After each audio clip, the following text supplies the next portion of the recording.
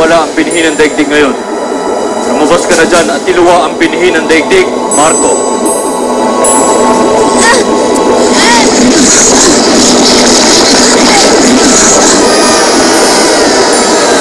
Nasaan na ang binhi? Nasaan na? Tawarin niyo ako, Commander. Hindi ko nakuha ang binhi. Kahit anong gawin niyo sa akin, kahit patayin niyo ako, hindi niyo makukuha ang binhi ng daigdig hanggat hindi ko to kusang loob na binibigay sa inyo.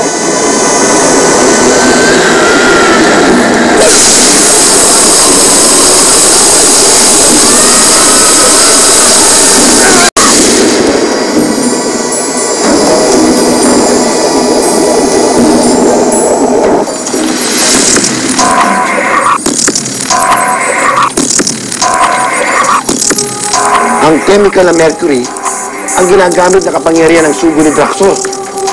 Pero, paano kaya mawawasak ni Fantastic Man? Alam mo, mas mapapabilis ang evaporation ng mercury liquid to vapor kung expose natin siya sa extreme heat. And once na mangyari yon, hindi na kahit kailanman babalik sa liquid form ulit ito. Ang ibig kong sabihin, wasak na siya?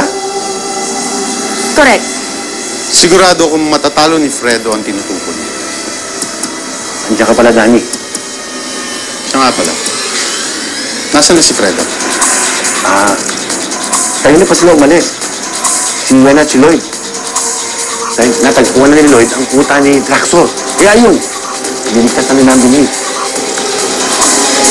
Kailangan ko siya tulungan.